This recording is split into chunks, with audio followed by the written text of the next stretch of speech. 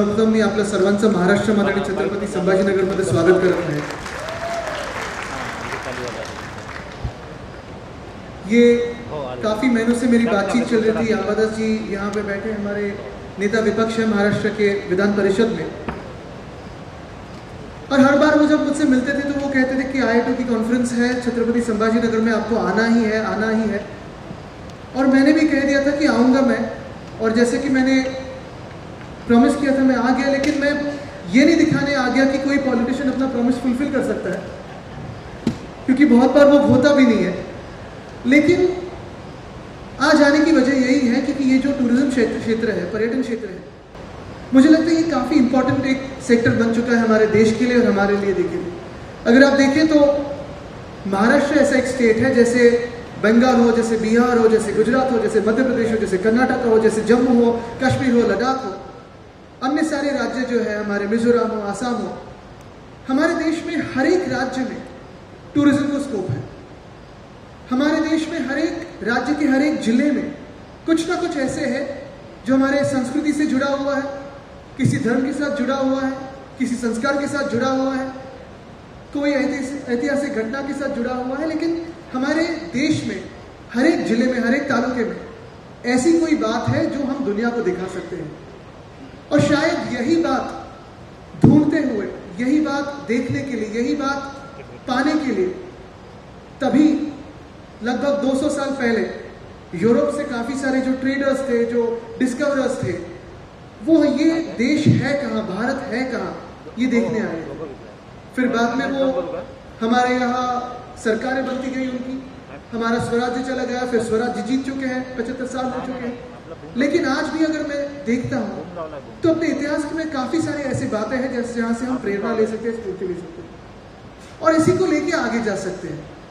कई लोग ऐसे भी होते हैं, कई राजनीतिक लोग ऐसे भी होते हैं जो भूतकाल पे झगड़ा करते रहते हैं, लड़ाइयाँ करते रहते हैं, वो सही थे, गलत थे, हो सकता है।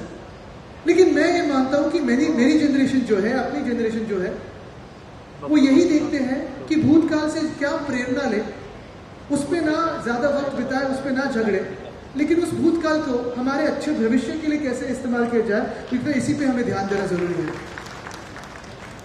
कोविड के काल में मैंने देखा है, क्योंकि मैं जब मंत्री बना 2019 के दिसंबर में, 2020, 21, 22 में मैं मंत्री रहा, तभी मुझे पूछा गया कि कौन सा मंत्री पद आप स्वीकारना चाहोगे, और मैंने 3 ऐसे डिपार्टमेंट्स लिए जो मुझे लगता है कि ये डिपार्टमेंट्स ऑफ द फ्यूचर है।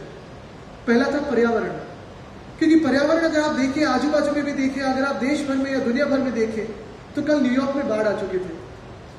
मैंने पिछले हफ्ते में ही छत्रपति संभाजीनगर जिले में जिन खेतों को विजिट करी, इस बार सूखा था इसलिए विजिट करी थी, उसके पहले पिछले साल ज्यादा बारिश हुई, भारी बरसात हुई, इसलिए मैंने विजिट करी थी। लेकिन पर्यावरण तो बदलते जा रहा है, वातावरण बदलते जा रहा है, और हमें उस दिशा में देखना जरूरी है कि उसमें हम क्या कर सकते हैं ताकि नुकसान कम से कम हो। लेकिन दूसरा जो मेरा डिपार्टमेंट था वो था पर्यटन, और इसीलिए मैंने लिया क्योंकि मेरा ये मानना है कि पर्यटन क्षेत्र एक ही क्षेत्र ऐसा है कि जिस क्षेत्र में हम जॉब अपॉर्चुनिटीज बढ़ा सकते हैं, और ये एक स्पॉन्ज सेक्टर बन सकता है हमारे देश के लिए और दुनिया के लिए। यही हमारा स्पॉन्ज सेक्टर है। अगर आप देखें तो अपनी जो डेमोग्राफी है, हमारी जो लोक संख्या है, जो आबादी है, वो तो बढ़ती जाएगी, और इसी के बल पे अगले 15-20 साल हमारे देश के हैं, भारत के हैं, दुनिया में भारत राज करेगा। वो इसी के बल पे करेगा कि हमारी लोक संख्या शायद दुनिया में से ज्यादा हो सकती है। लेकिन उसी लोक संख्या को लायबिलिटी ना बना के हमें एसेट कैसे बनाना है, तो हमारे लिए यही महत्वपूर्ण रहेगा कि हर एक हाथ को काम रहे, हर एक युवा को कोई ना कोई रोजगार मिले। मेरा ये मानना है, मेरी पक्की ये एक सोच है कि यही क्षेत्र जो है, हॉस्पिटैलिटी क्षेत्र है, टूरिज्म क्षेत्र है, वो इस सारे युवाओं को जॉब दे पाएगा। मुझे पता है कि कोविड क्षेत्र, जो कोविड टाइम था, कोविड का समय था, तो लॉकडाउन में हम सब थे, डरे हुए थे कि होटल्स चलेंगे कि नहीं चलेंगे, टूरिज्म साइट्स चलेगी कि नहीं चलेगी, एरोप्लेन वापस टेक ऑफ लेगा कि नहीं लेगा। लेकिन उसके बाद जो एक रिवेंज टूरिज्म हमने देखा, जो आज भी आप अगर फ्लाइट की टिकट देखें तो काफ़ी सारे एक्सपेंसिव हो गए, तो भी लोग फ्लाई कर रहे हैं। होटल्स एक्सपेंसिव हो चुके, लेकिन लोग घूम रहे हैं।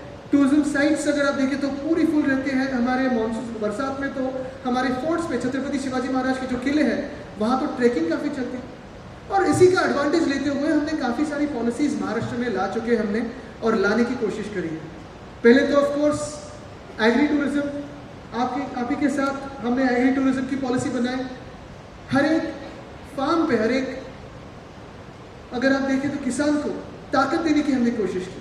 दुनिया भर में हम जाते हैं, देखते हैं, कभी इटली में मशरूम प्लकिंग के लिए जाते हैं तो कहीं स्ट्रॉबेरी प्लकिंग के लिए जाते हैं। तो अगर ये दुनिया भर में हो सकता है तो हमारे देश में क्यों ना हम आम कैसे आते हैं या स्ट्रॉबेरी प्लकिंग के लिए जाते हैं। तो यह बात हमने महाराष्ट्र में देखी और आज एग्रो टूरिज्म महाराष्ट्र में सबसे बड़ा टूरिज्म का एक फील्ड बन चुका है। ये मेरे लिए अभिमान की बात है। वैसे ही बाहर ही आपने देखा होगा तो मोटो होम या 2-3 कंपनीज की कैरावन है, कैरावन पॉलिसी हमने महाराष्ट्र में लाई। महाराष्ट्र में 2019 तक, 2020 तक अगर आपको एक होटल की शुरुआत करनी थी तो लगभग 80 एप्लीकेशन फॉर्म थे, 80 लाइसेंसेस थे और 19 एनओसीज थी।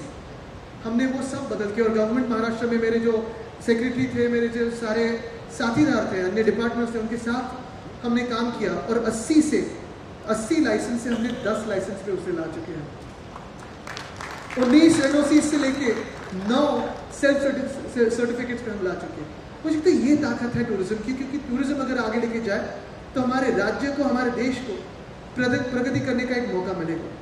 जैसे मैंने कहा कि ये 2 पॉलिसीज थी, एडवेंचर टूरिज्म की पॉलिसी हो, हॉस्पिटैलिटी क्षेत्र को 1999 से अभी तक सिर्फ कहा जाता था कि इंडस्ट्री स्टेटस दे देंगे, इंडस्ट्री स्टेटस दे देंगे। पहली बार और शायद देश में पहला राज्य है कि जो हॉस्पिटैलिटी को इंडस्ट्री स्टेटस अभी मानता है और इंडस्ट्री के स्टेटस दर्जा दिया है। काफ़ी सारे काम हम कर चुके हैं, काफ़ी सारे काम करने हैं। मैं ज़्यादा वक्त नहीं लूँगा क्योंकि मेरे बाद भी स्पीकर्स हैं, लेकिन मैं यही कहूँगा कि इस दुनिया में अभी आप देखें तो जो एम्प्लॉयमेंट बढ़ सकती है, जो स्पॉन सेक्टर है, वो सेक्टर सिर्फ टूरिज्म है, हॉस्पिटैलिटी है। क्योंकि एआई आएगा, इंजीनियरिंग बदलेगा, प्रोडक्शन बदलेगा, मैन्युफैक्चरिंग सेक्टर ये जो बदल जाएगा। लेकिन एक चीज़ आप नहीं बदल सकते, वो है ह्यूमन टच। और वो ह्यूमन टच जो हॉस्पिटैलिटी सेक्टर में है, जो एक वार्मथ होती है, जो अपनापन होता है, वो आप देने वाले हो, ये टूरिज्म क्षेत्र देने वाले हो। मैं फिर एक बार आपको सभी को शुभकामनाएं देता हूँ। यही बात करता हूँ कि देश में हर एक राज्य में अगर टूरिज्म बढ़ेगा तो देश आगे बढ़ेगा। धन्यवाद। जय हिंद, जय महाराष्ट्र, वंदे मातरम।